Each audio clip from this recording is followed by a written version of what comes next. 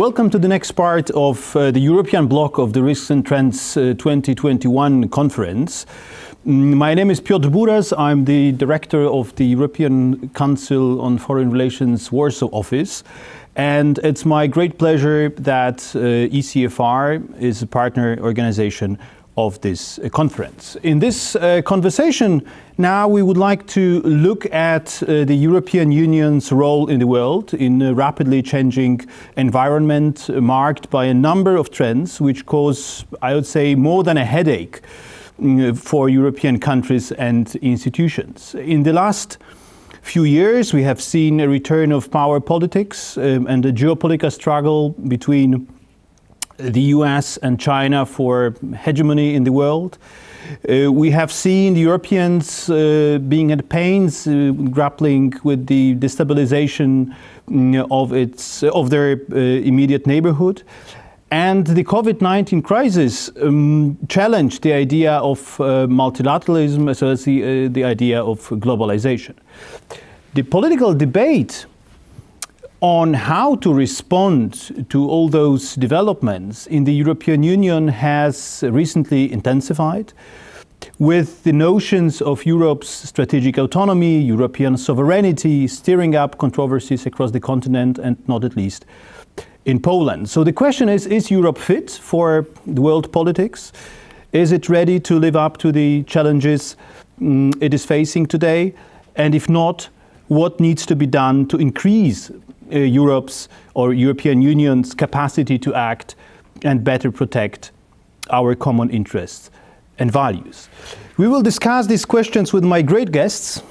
Patrycja Sasnal, the head of research of the Polish Institute for International Affairs and a renowned expert in international politics, most notably on the Middle East and the Arabic world.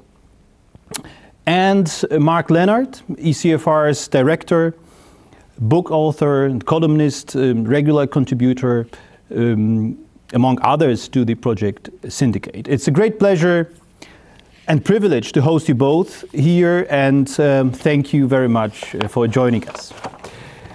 Mark, in a number of reports published by ECFR over the last year, you and your colleagues analyzed EU's actual and possible future responses to these mounting international problems. But before we delve into them, could you please first briefly describe why and how Europe's model has been particularly challenged by what seems to be a lasting transformation of the global landscape? Sure. It's a great pleasure to be here with you, Piotr and Patrycja. I think that there is a sort of ideological dimension to this, and there's an institutional dimension. On the ideological side, Europeans, I think more than anyone else, thought that we were living at the end of history, that we were moving towards a period where globalization would benefit everybody. And instead of competition between countries, we'd have increasing cooperation with rules and diplomacy being used to determine the differences between countries. And in a whole series of different areas, from trade to technology to the solutions to global issues like climate, we would find a different way of working together. But instead, what has happened increasingly is that those links between countries are still there, but rather than being infused with a logic of cooperation, they are infused with a logic of competition, great power competition in particular. And we're seeing a lot of the ties that bind people together actually being turned into weapons. So instead of trade bringing people together, you get sanctions and trade wars. Instead of the internet bringing people together, you get cyber and fake news and election interference. And even the movement of people, which is the kind of fundamental thing which is bringing people together, was weaponized with people being forced out of their countries, Turkey trying to blackmail Europeans about whether it was going to open its borders or not. And that is a profound shock to the way that Europeans thought that the world was going to work. And it's taken a long time for them to catch up with it. And one of the reasons for that is the institutional problem that whereas countries like America and China see a relationship between what they do in economic terms, what they do in political terms, what they do in military terms. In Europe, these things were completely separated from one another. The market was to do largely with the behaviors of companies. The role of the state, to the extent that it had one, was about preserving competition in the interests of consumers. And we had lost the habit of having an industrial policy and of seeing this as a sort of political or geopolitical space. And that was also something that largely was done by Brussels. We gave over most of those powers to Brussels. And when it comes to political and military relations, they're more held at the level of member states and are not typically linked with our economic relations in different areas. So we find ourselves having one hand tied behind our backs when we're dealing with countries that are willing to trade off what they do in one sector with other sectors. And the biggest shock to us was what Donald Trump was doing, because we thought of the US as an ally. And when we saw tariffs being introduced on national security grounds against European companies, and Trump saying that he would withdraw troops from Europe and disinvest from NATO unless we move what we were doing in trade policy. That was a complete shock to our system. We were just not really set up to deal with it. I think that has started to change dramatically over the last 3 or 4 years, both at an intellectual level and at an institutional level. And it's why we're having these debates about strategic autonomy and European sovereignty. But it's been quite a steep hill to climb for Europeans. Yeah, thanks, Mark. And let's take a look at some concrete examples of how the European Union tries to cope with this new situation. One is, or the freshest one is one which has been labeled Europe's vaccination disaster. The EU fell obviously behind the US, the UK, Israel in the global race for vaccines. And then it tried to fix the problem by passing a regulation which allows to impose export restrictions on vaccines from the EU countries, produced in the EU countries, in order to secure supplies for the member states of the EU. So, Patrycja, is it a legitimate move in defense of the interest of the EU and its citizens, and thus a perfect examples of EU sovereignty, so to say, or rather a disgrace, as some argue, as it contradicts EU's adherence to multilateralism, to the idea of global public goods, but also common sense, as you cannot stop a global pandemic by means of imposing export restrictions on vaccines. So what do you make out of it, and what does this vaccination story tell us about EU's capacity to act internationally? Oh, thanks, Piotr, for the invitation. It's great to be with you and with Mark. And it is always great to listen to Mark's ideas. So I will talk about the vaccination strategy of the EU, which is just so much less lofty than what Mark has just spoken about. Now, I would support the EU's strategy. Okay, first, we don't really know what it will end up with, but the EU cannot be compared with other countries, I think, in terms of absolute numbers of people vaccinated, because it doesn't tell the whole story. I mean, the EU, unlike the US, has put a lot of effort into COVAX, this public-private initiative that is supposed to deliver the vaccine globally and also to poorer countries. That shows you a global and sort of values-based ambition of the EU. Now, for example, Israel, because there's this comparison that Israel has 60% of people vaccinated and the EU's only got 3%. But, Israel prepaid the vaccine at a price 3 times higher, spoiling the seller and the market. And you probably remember Trump's vaccine nationalism, which the EU also wanted to avoid. So I think the EU is doing it another way for a number of reasons. Now, this decision of the EU to collectively purchase and distribute vaccines was supported in principle broadly, because of the bloc's experience in the first wave of the virus, when several member states blocked exports of protective equipment, if you remember, right? So we wanted to avoid that. We wanted to avoid France and Germany getting the vaccines and, Finland and Slovakia or Poland not getting them. Now, another reason why the EU is doing it sort of slower is that public trust in the vaccination process is extremely important. We don't want more anti-vaxxers. So for this reason, the EU and the European Medicines Agency did not allow emergency approval of COVID shots, which is what the UK did.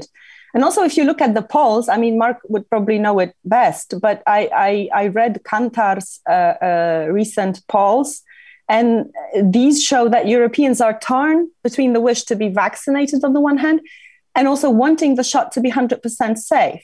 So, and the polling was done in 27 countries. So the 23% wanted the shot immediately, but 29% preferred it sometime in 2021, and 18% wanted it later still. So I think it tells you that the safety of the process, the assurances that a person gets, it's about putting a biologically active thing into a human organism. It really does need to be safe. And also looking at the numbers, I think if you count both doses, delivered within the interval recommended by vaccine manufacturers and WHO, even Germany and Italy are outperforming the UK.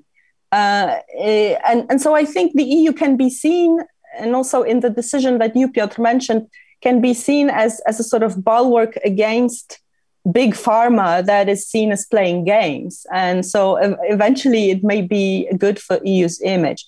So just, I would end by saying that speed is not all here. Reducing excess deaths, preventing health systems from being overwhelmed, and assuring European public that what they're getting is the right thing are goals, not speed in itself, and not what Israel or the US or the UK do. Mm. Thank you, Patrycja. And speaking about this international dimension of the vaccination strategy, one very brief question to both of you about the Russian Sputnik vaccine. Do you think it would make sense for Europe to allow this vaccine to be applied in the European Union? And would it be in line with our European sovereignty or ambition to acquire one? I think the most important thing from a sovereignty perspective is to have as many vaccines as possible so that we don't rely on a single manufacturer and on a single country. I think we need to be driven by the science. And I don't know how reliable the statistics are that we've seen about Sputnik's performance, but what was published in The Lancet is very encouraging. If those are real statistics and if it's reliable and we can get hold of amounts of it, I think it's a very good thing to have it. I think the danger would be if Russia was the only supplier of our vaccine, that we could then put ourselves in a position where we could be blackmailed or bullied. But I'm not, personally, I will take any vaccine that works. I don't care where it comes from. And I think we need as many as possible. Our problem is not that we don't have enough vaccines at the moment. But Patrycja, do you think we could sell the idea of vaccinating with Sputnik in Poland? No way. So let me throw the question back at you. I mean, would you rather keep your money in a European or a Russian bank? Yeah, and it's about another kind of security, right? Still a more important one, because it's about your body and your health. So no, I think just for the EU should not use this. I mean, I agree with Mark. I mean, this argument is absolutely logical, and it would be great to have as many vaccines as possible. But the EU should not use this vaccine simply because there's public distrust in the quality, even if it's unwarranted, even if this distrust is unwarranted. Just, people would omit their dates, their schedule to be vaccinated just to get a Pfizer or a Moderna, not to get Sputnik. I vow for it, because myself, I would not want to get a Sputnik. Yeah, I mean the Polish teachers don't want to be vaccinated with the AstraZeneca vaccine, so probably with Sputnik would be even more difficult. So okay, but let's move to a different example of the European or Europe's EU struggle to find its place in this more and more complicated world. In the end of December, the EU hastily concluded the so-called comprehensive agreement on investments with China and had to face criticism for basically failing to embrace the opportunity of coordinating the China strategy with the new Biden administration in the US. But in and many experts and columnists maintain that this decision by the EU basically played into the hands of China and its strategy of dividing the West. But in the public conversation you had, Mark, with Josep Borrell, the head of EU's diplomacy, Borrell defended this decision and said that this is exactly the example of Europe's strategic autonomy. We just go it alone or do it our own way because our interests sometimes diverge also with the Americans, and this is the way how it should be. So do you agree with that, or do you have a different assessment of this agreement? So one of the problems that we all have assessing this agreement is that it's not all been published. There are lots of addendums and protocols which are still being kept secret. So we only have partial information on it. I think the fact that they've not been published, not a particularly good sign in terms of the confidence of the people who signed it.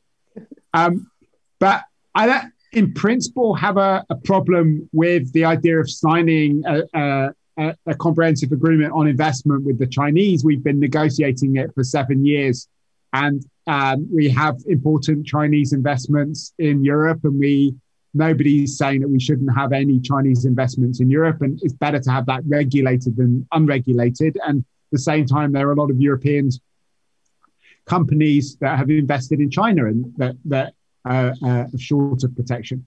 I think the whole way that the process was handled looked very clumsy. I think it has definitely destroyed a lot of trust, not just in Washington from the new incoming Biden administration, who reached out to Europeans and wanted to consult on it and urged them not to sign it so quickly, but also in other countries that will be critical partners for us as we try to defend a rule-based economic order in the future, such as Japan and India and Australia and Korea, countries that were horrified at the process and the way that we did it. So I think that it has done a lot of damage to European credibility with other countries.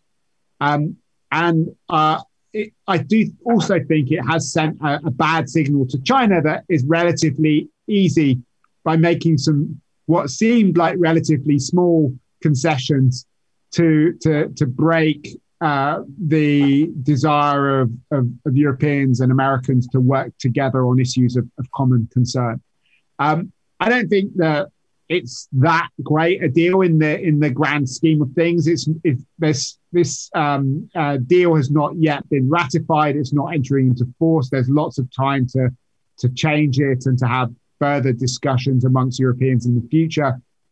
And one of the important things about the Biden administration is they have signaled a very different way of dealing with these issues.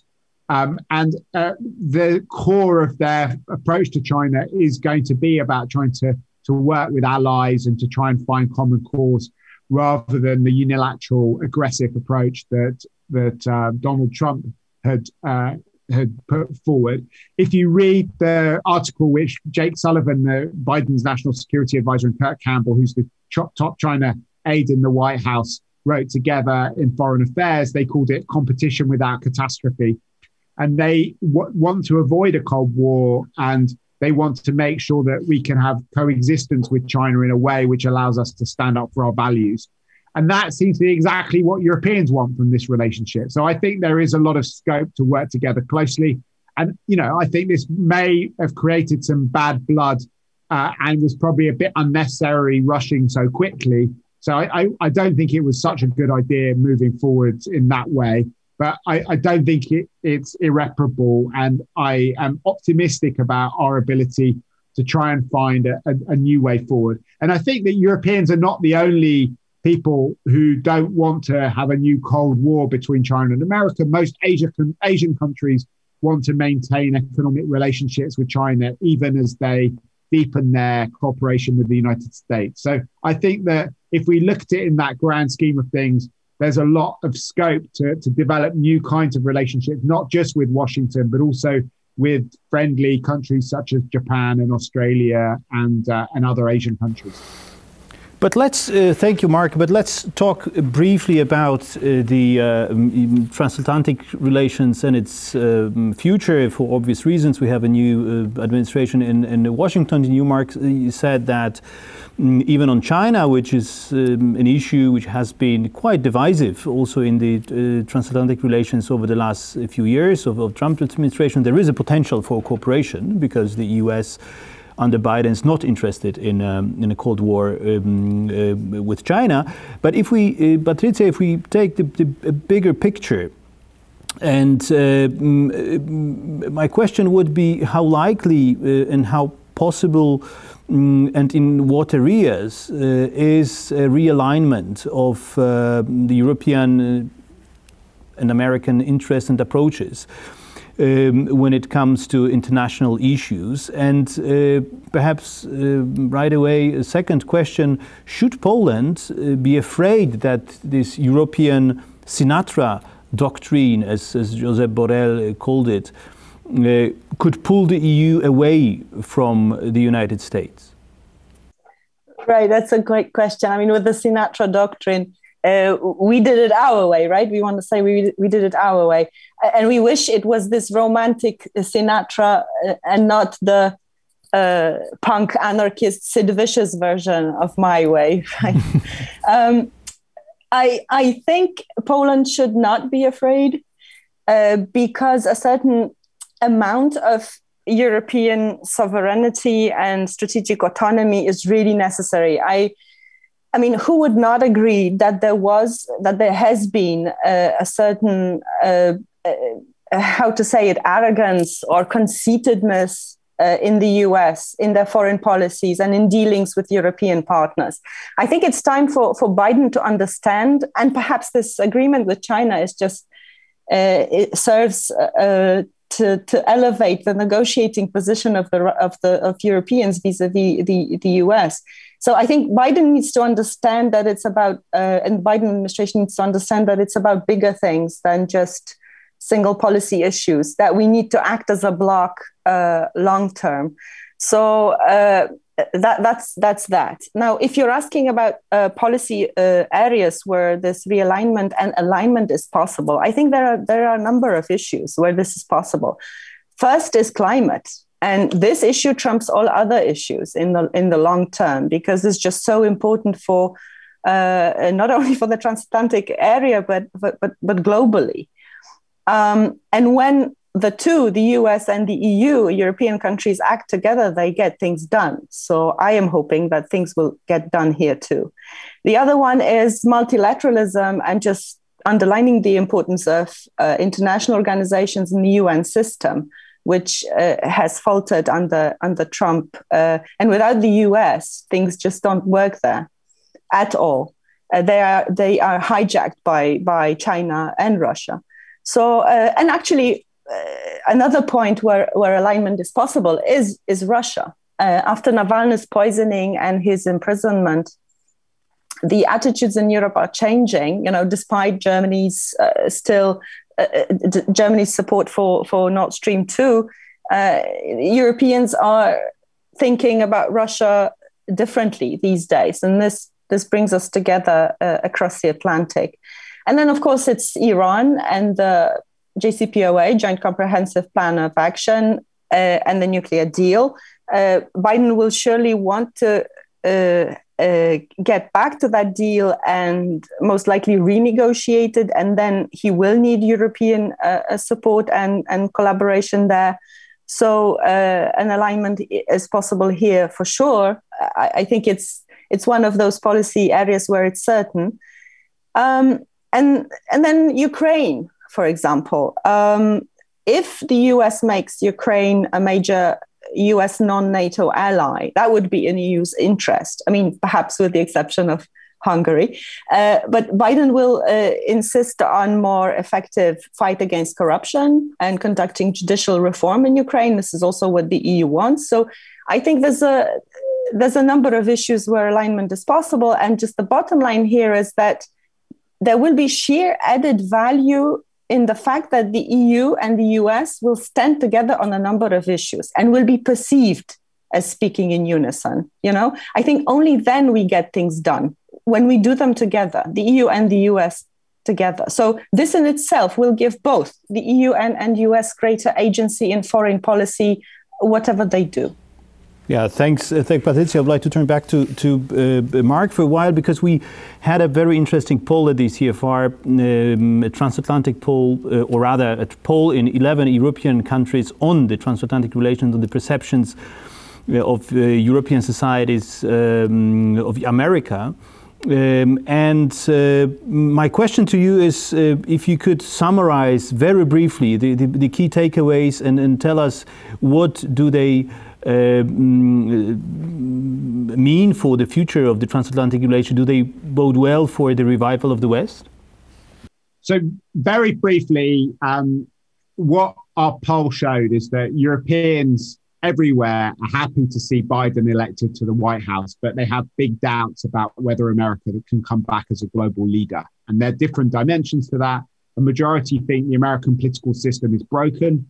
Many think you can't trust the Americans not to vote for another Trump again after 2016. And more important than the crisis of American democracy is a crisis of American power. We found that a majority of people everywhere thought that China will overtake America as the most powerful country in the world within the next decade. And also that Americans can't be relied upon to defend Europeans from all the problems that we have.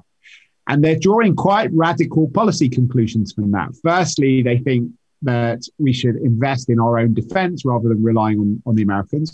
Secondly, a majority of people in all the countries surveyed said that if there's a dispute between China and America, Europeans should stay neutral rather than taking America's side.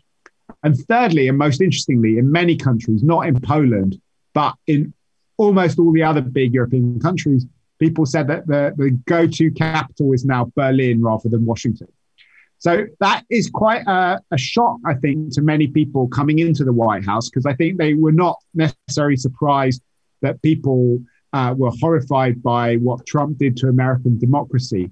But the fact that Europeans seem to see American power disappearing, I think, is a real shock. And also, above all, the idea that a majority of Europeans want to stay neutral rather than taking America's side. I think a lot of Democrats would have thought that it was legitimate to say that when Trump was president, given that he was pursuing a very unilateral strategy. But they were hoping that Europeans would not have that approach now that Biden's come in. I think what it shows is that if we have a new transatlantic relationship, it's going to have to look slightly different to how it looked before.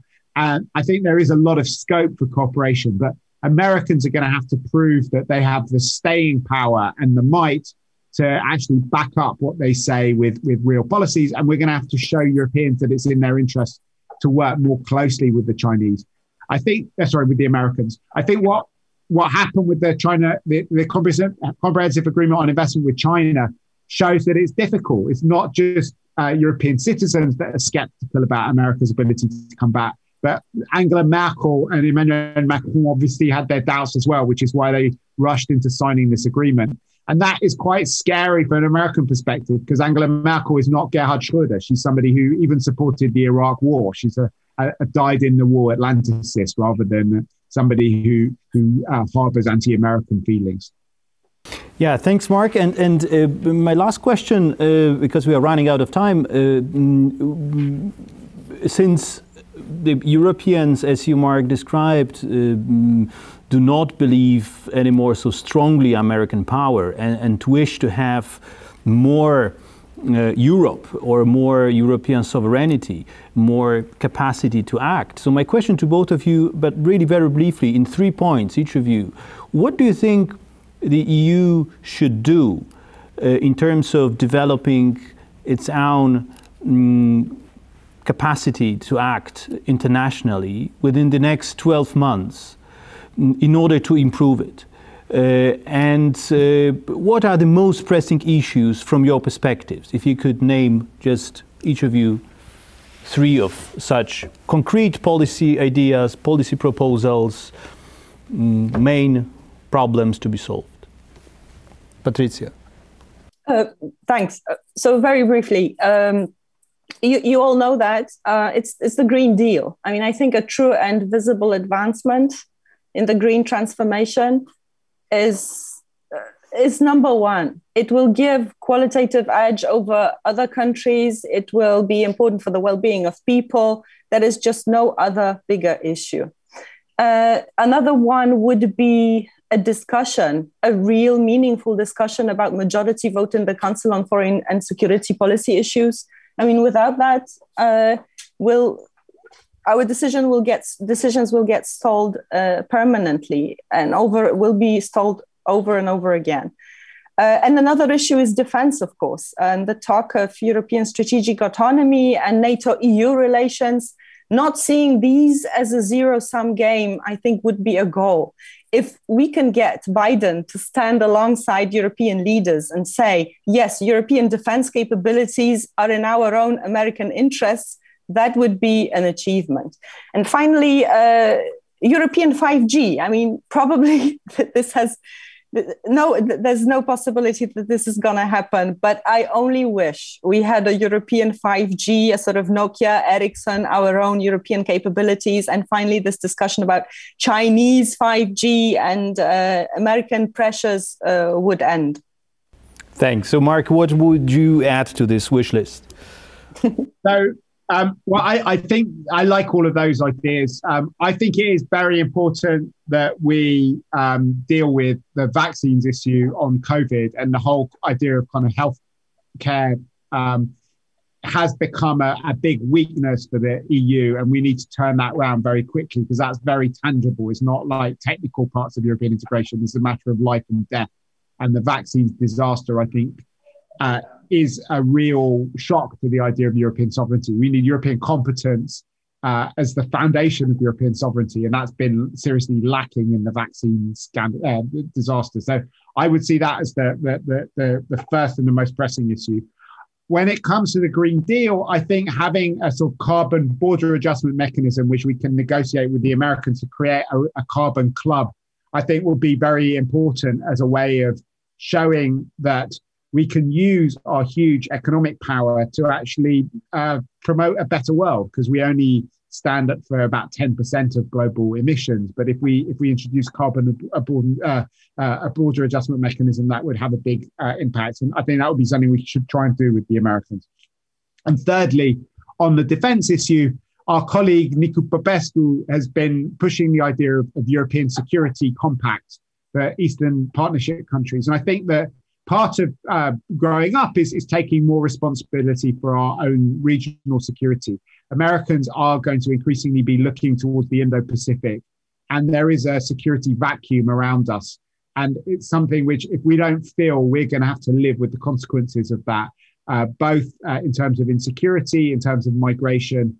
And there is a lot that we could do to try and shore up and make our neighboring countries more resilient. So I would see that as an important priority. Great, thank you very much. It's a great list. So what we need to do now is stop talking and get back to work to convince the decision makers that they should pick up on all those great ideas. Thank you very much, Mark, and thank you very much, Patrycja, for this excellent, very inspiring conversation. And thank you all on the other side of the screens for bearing with us until the end of this conversation. I wish you all the best, and bye-bye. Thanks. Thanks a lot.